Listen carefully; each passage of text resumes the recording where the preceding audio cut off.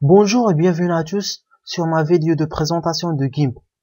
À travers cette vidéo-là, je vous explique comment travailler avec le logiciel GIMP. Au fait, GIMP est un logiciel d'édition et de retouche des images. Il est libre et gratuit. Alors, pour télécharger GIMP, il suffit d'aller au site officiel gimp.org et télécharger la dernière version 2.8.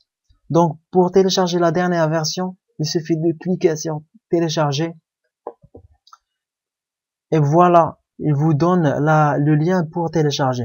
Donc, en cliquant sur Download GIMP, et voilà, il vous donne le fichier uTorrent. Voilà, commençons d'abord par l'interface de GIMP. Ici, vous avez plusieurs onglets. Onglet fichier, édition, sélection, affichage, image, calque et plein de trucs. Ici, vous avez deux fenêtres.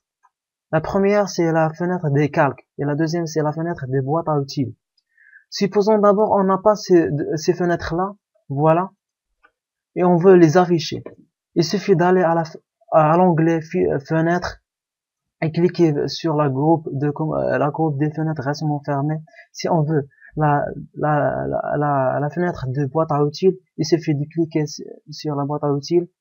Donc on obtient la fenêtre de boîte à outils. Si on veut la deuxième fenêtre, c'est-à-dire la fenêtre des calques, il suffit de cliquer sur la calque et alors on obtient la deuxième fenêtre. Alors, tout ce qui est dans l'onglet fichier, vous avez nouvelle image, c'est-à-dire vous pouvez créer une image avec vos dimensions préférées. Ensuite, vous avez créé depuis le presse-papier, capture d'écran, depuis une page web, scanner. Vous pouvez aussi créer des boutons, des logos. Ensuite, vous avez ouvrir, c'est-à-dire vous pouvez ouvrir des images qui sont déjà prêtes et que vous voulez les modifier. Ensuite, vous avez ouvert autant que calque. C'est tout simplement quand vous avez ouvert une image et que vous voulez mettre une image autant que fond sans devoir ouvrir une autre image et tout faire. Vous pouvez tout simplement chercher une image et la mettre en arrière-plan. Ensuite, ouvrir suivant l'emplacement, ensuite vous avez récemment ouvert, c'est-à-dire les travaux que vous avez déjà fait. Ensuite, quitter. Alors, on commence par une nouvelle image. Voilà, ici vous avez la largeur et la hauteur. Je vous conseille de les mettre en des grandes tailles. Comme ça, GIMP vous donne une meilleure qualité de votre image. Par exemple, on va les mettre à 1000. Sur les deux. Ensuite, le pixel, c'est-à-dire la résolution de votre image. Par exemple, on va les mettre à 100, par exemple. Ensuite, la case de pixels sur in, on va la garder. Remplir avec, c'est-à-dire la couleur de notre image. La couleur de premier plan, c'est-à-dire le noir. Ou bien la couleur de derrière plan, c'est-à-dire le blanc. Ou bien le blanc, ou bien le transparent. Donc on va choisir le transparent. On clique sur valider. Ensuite, nous allons parler sur la boîte à outils. Commençons d'abord par l'outil rectangle. L'outil rectangle a 4 modes. Le premier mode, c'est la sélection actuelle. Ça, je vous montre ce que donne. On va dessiner un rectangle. Donc voilà, on a fait une sélection qu'on peut remplir avec le noir. Le deuxième mode permet d'ajouter une sélection à la sélection précédente. Donc, vous voyez, on obtient une sélection qui est continue avec la sélection précédente et qu'on peut le remplir avec le même couleur. Le troisième mode, c'est le mode de soustraire, c'est-à-dire enlever une partie de la sélection actuelle. Donc, vous voyez, on a enlevé la partie de notre forme qu'on a déjà fait. La quatrième mode, le mode de soustraire de la partie de la sélection actuelle. Donc, si on veut cette partie qui est là, il suffit de confirmer et enfin, on obtient une sélection qui est isolée. Ouais. Alors, pour annuler la sélection rectangulaire qu'on avait fait, il suffit d'aller à l'onglet édition et appuyer sur annuler la sélection. Pour rétablir la sélection qu'on avait fait, il suffit de cliquer sur CTRL Y ou bien appuyer sur rétablir. La même chose pour annuler. Il suffit d'appuyer sur CTRL Z. Ensuite, l'outil elliptique. Voilà la même chose pour l'outil elliptique. Donc, il suffit de cliquer et joindre ceci. Ensuite, l'outil de sélection continue. Il permet de sélectionner les objets. Ça vous aide très souvent si vous avez plusieurs formes. Donc, on supprime notre forme pour continuer les utiles. Ouais.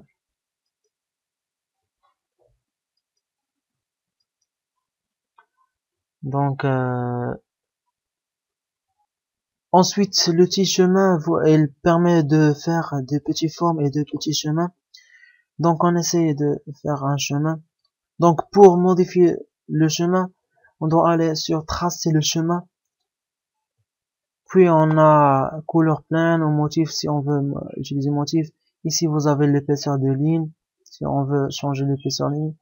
Ici, vous avez le style de ligne si on veut changer le style de ligne. Tracer en utilisant un outil de peinture. En général, on utilise ligne de tracé car elle est plus simple. Donc, on va cliquer sur tracer. Donc, vous voyez la différence. Ensuite, encore, on peut faire avec l'outil chemin plein de trucs. Par exemple, si on veut sélectionner une partie de ce côté-là, donc on va effacer. Non. Donc on va effacer ça. On va dessiner une autre chemin. Vous voyez.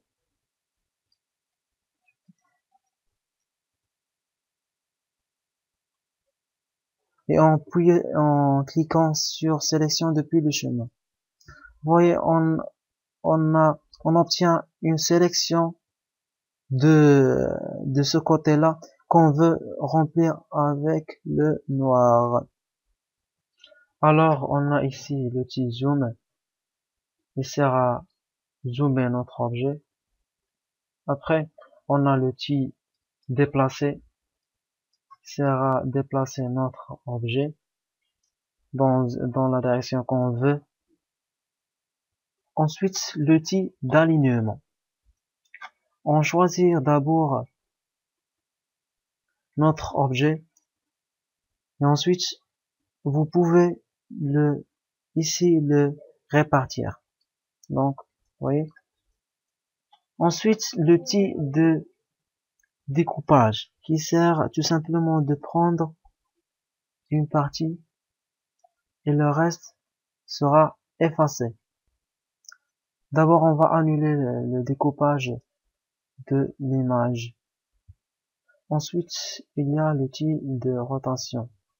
Il suffit de cliquer sur l'image comme ceci et vous pouvez modifier l'angle. Donc, comme ça. Par exemple, 80. Attention. Voilà. Voilà notre image. Alors, annulons la rotation. Ensuite, on a l'outil de redimensionnement et de déplacement. Donc, vous pouvez déplacer votre objet et vous pouvez aussi modifier sa taille. Donc on passe à l'outil de saisissement, ce qui vous permettre de dévier votre objet. Donc comme vous voyez, votre objet, on peut le dévier. Donc annuler. Ensuite, le type perspective. Qui permet de modifier et de déformer notre objet. Il est plus pratique que l'outil de saisissement. Vous voyez, on peut modifier notre objet, tout ce qu'on on peut faire tout ce qu'on veut. Ensuite,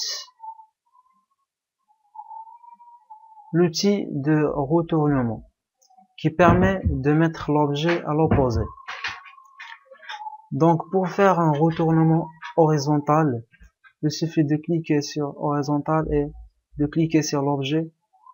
Et voilà, comme vous voyez, on peut aussi faire un retournement vertical. Vous voyez comment l'objet ça retourne. Ensuite, on a ici l'outil texte qui permet de créer un texte à l'intérieur de votre image. En utilisant l'éditeur, on va créer d'abord un texte comme ça. On va créer, on va écrire EST Salé, par exemple. Fermé. Pour modifier la taille, il suffit de sélectionner et jouer sur la taille. Vous voyez? Alors, pour modifier le style de votre police, il suffit d'aller à cette case-là et choisir votre style que vous voulez. Par exemple, on va choisir ce style-là. Donc, vous voyez la différence? Et pour modifier la couleur de votre style-là, il suffit de cliquer et choisir votre couleur que vous voulez. Par exemple, on va choisir le bleu et cliquer sur valider.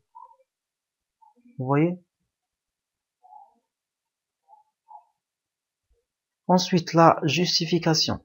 C'est-à-dire, si on veut notre écriture soit au centre ou bien à droite ou bien à gauche, il suffit de sélectionner d'abord notre écriture et vient ici et cliquer sur aligner si on veut aligner à droite, si on veut notre écriture soit à droite. Si on veut aligner notre écriture à gauche, au centre, vous voyez? Alors, vous avez ici les options d'ajustement de l'espacement. Ici, vous avez l'option d'ajustement des lignes. C'est-à-dire, si on veut que les deux mots-là s'éloignent, on augmente la valeur d'ajustement de l'espacement des lignes. Vous voyez, les deux mots s'éloignent. Si on veut que les lettres là s'éloignent, il suffit d'aller à l'option d'ajustement des lettres et augmenter sa valeur.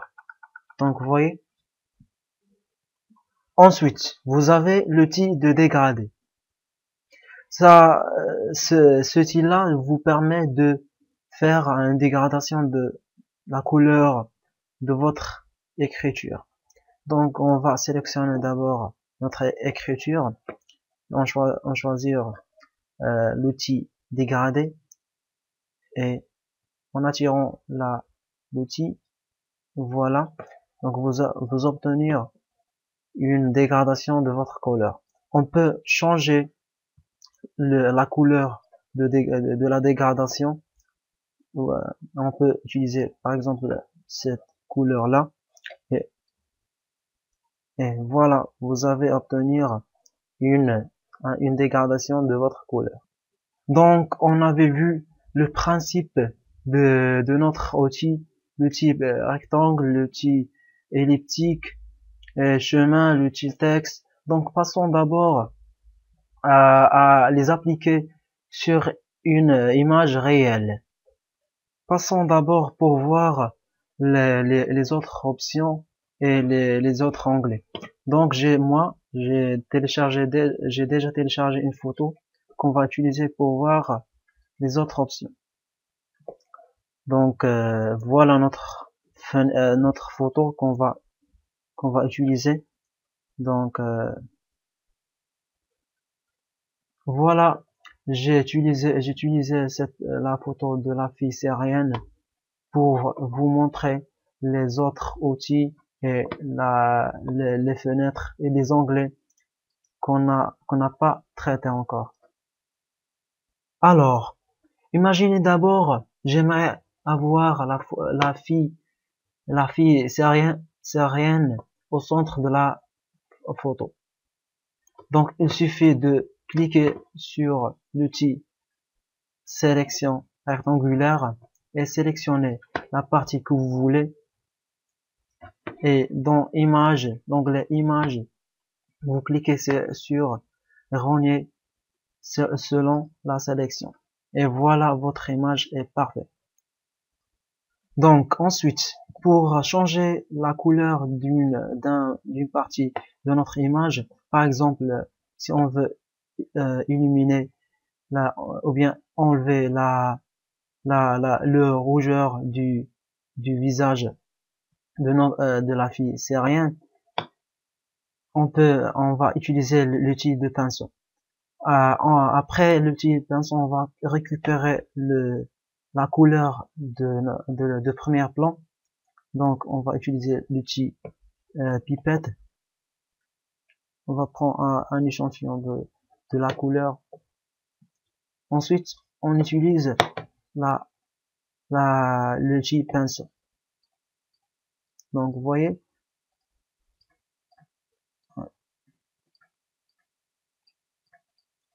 donc voilà, on obtient, on élimine un peu le rougeur du visage de la fille syrienne. Alors d'abord, on va changer la couleur, par exemple la couleur des yeux. Donc d'abord on va faire un petit zoom et on va aller à l'outil elliptique. On va sélectionner l'œil. On va aller à la fenêtre couleur et cliquons sur l'option teinte. Vous voyez, on peut utiliser la teinte qu'on veut, on peut changer la luminosité, la saturation. Donc voilà. Alors, on passe au mode du calque. Ce qu'on va faire d'abord, on va dupliquer le calque. Donc voilà ce qu'on va faire d'abord. On va jouer avec le filtre de la photo. Donc pour choisir le filtre, il suffit d'aller à l'onglet filtre et choisir vos filtres, ce que vous voulez. Donc par exemple, on va choisir le filtre Gaussier, par exemple. Donc voici ici, vous voyez ici, vous avez les paramètres des flous, le rayon des flous, par exemple 10, vous validez. Et d'abord, ce qu'on va faire, on va jouer au mode du calque. Donc par exemple, on peut choisir le mode que vous voulez. C'est par exemple superposé, vous voyez, écran, soustrait. Donc vous voyez la différence. Donc pour changer le filtre, il suffit d'aller à l'onglet filtre et choisir votre filtre que vous voulez, flou, amélioration, distorsion, bruit, et d'aller au mode pour changer le mode du calque. Alors Pour changer l'arrière-fond ou bien pour ou bien déplacer l'image de la fesse aérienne, il suffit d'utiliser l'outil chemin qu'on a déjà vu précédemment et faire un petit zoom pour faire des petits boules. Vous voyez?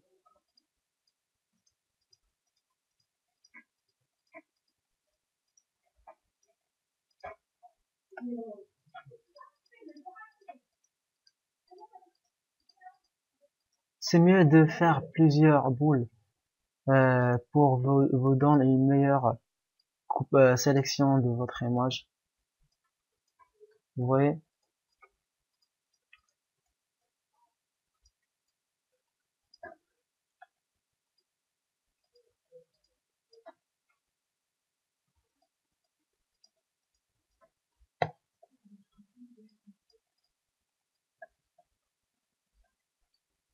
L'outil de chemin est très important car elle vous permet de changer, de déplacer des objets et des images.